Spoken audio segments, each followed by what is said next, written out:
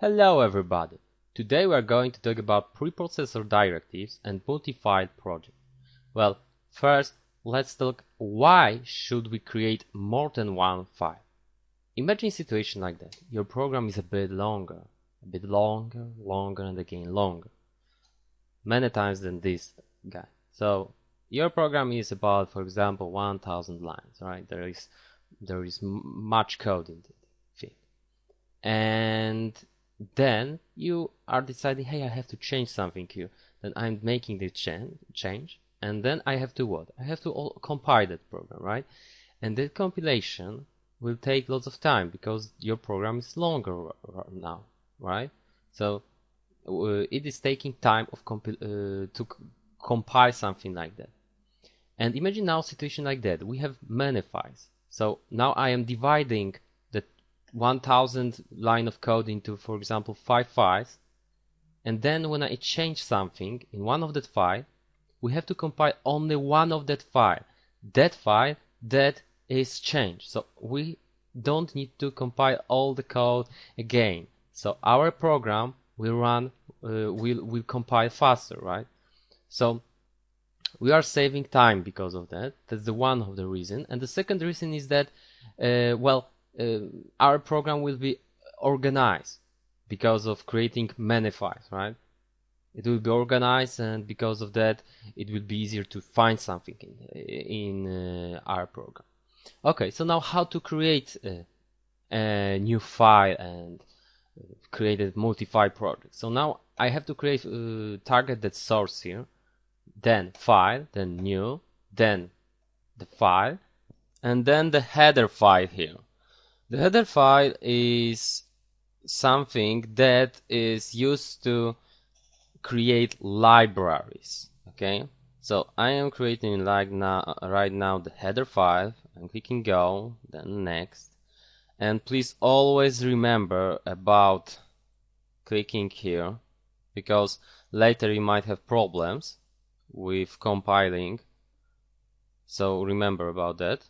And now we have to name our file. So I can name it, for example, our first library, then zapisz, which means save, and I will click finish. As you can see, our IDE has created already here some line of code that I will explain you later.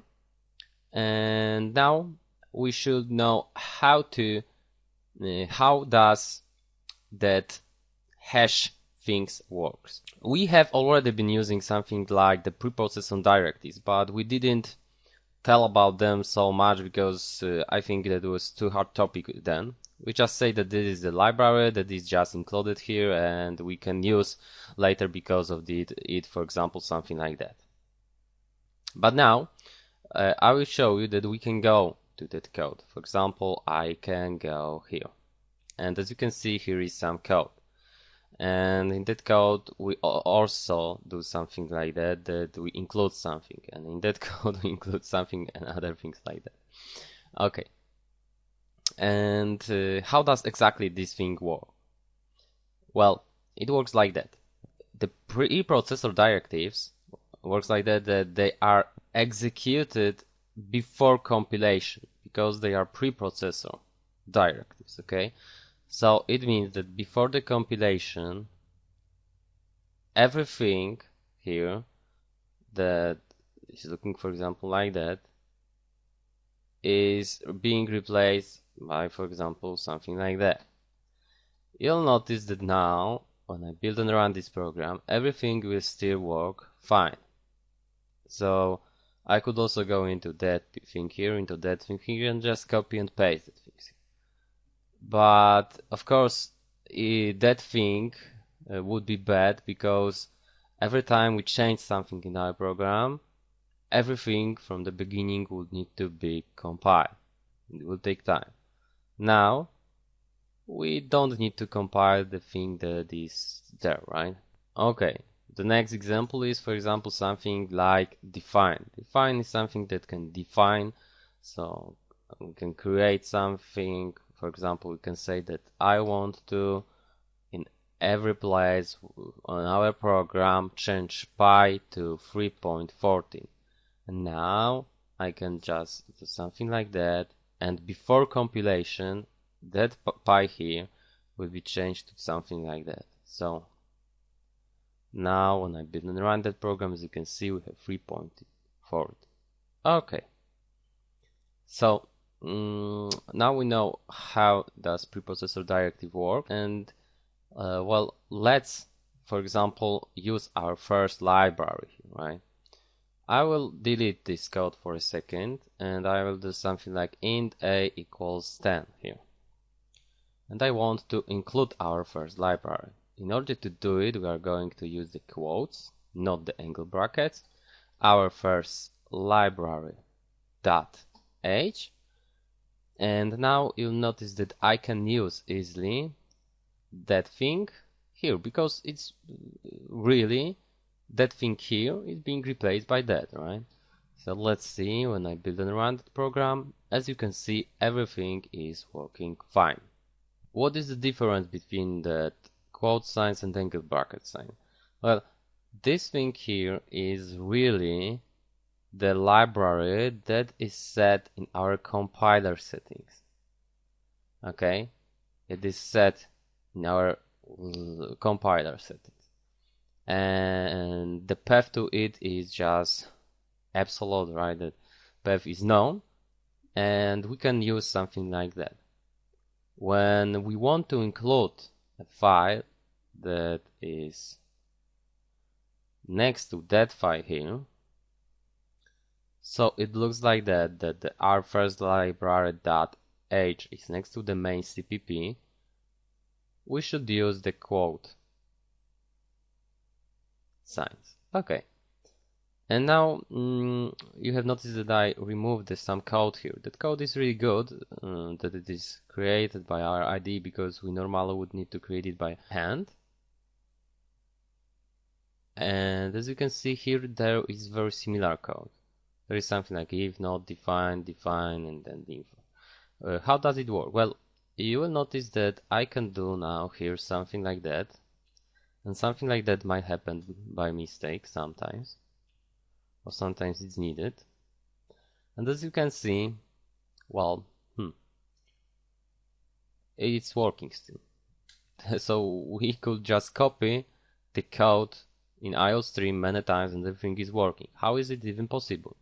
When I copy that guy here and I build and run that program, you'll notice that it's not working, because it's telling us that A has already been defined. Well, it's true, because it really looks like that. We can define, so reserve memory for the same variable with the same name, right? So we can do something like that. So how it happened that in our stream it worked? Well, it looks like that. I will just back to that place here, and let's see how does it work. That is the preprocessor, right? So the directive, so it's working before compilation. If something what is called like that is not defined, please define that thing and then just do everything after that until meeting the end if. That end if is like the closing curly bracket. So we are defining that variable here, and that's all. But when I do it about, for example, 3 times, and I build and run that program, it works now, because in the first time when the preprocessor is doing the directive, he is checking if that is not defined, he's defining it, and in the second situation he's checking if it's not defined. Well, it is defined then, so everything from to the end if is not going to be executed at all, right? So that's why that code here is really good. I know that the situation like that probably won't happen, but you might include many libraries in other libraries and things like that, and that mistake might happen, and because of that everything will work fine. So that thing is really good to do something like that here. Okay, now I'd like to tell you about something like the extern variable. Extern variable is variable that should be in other place defined. So this thing is external, outside. It means that here we do not reserve memory for variable a. So 4 bytes are not reserved here at all. We should have the variable defined somewhere else. And there is something what is called also functions, right? And we can create them in libraries. So for example, functions show help, and I can just have here declaration, which is automatically extern. We don't need to add here extern, and we can create it outside of that library here. And it's always being done that way in programming, so that is well organized code. Now we can create, for example, a source code, again, new file, and now I'll choose the C++ source file, go, next, C++ language, of course, and please remember about doing that thing here, tick the debug and release. Then we can call that thing, we'll call it this as the same like our first library, and we'll click save, finish, and here we should just create definition of that thing. So int a 50, and now the function, this is help, right? So for example, like that, and of course the quotes. And now we'll need to also use here namespace std and include the IO stream, so we can use the cout easily. And as you can see, everything works fine. We can now use the function from our first library. So for example, show help here, and everything will work fine. And you might be now asking yourself, why do we do something like that, the 2 files here? Notice that later your code might be a bit longer, and then you just go to the file that is ended with .h to look what you can do here. So here would be just a declaration of function, declaration of variables, and they would be also for example described. So there would be something like, this is going to help you, right? So everything is going to be described here, and you can read about that. But if you need to change something, or you need to know how code works, you will just go to the file that is ended with cpp and just go and look if there is that function, right? And change it if you need it. So it's really now organized file, right? It's really good. You should now notice that we also can, for example, include IO stream here. We could use, for example, namespace here, right?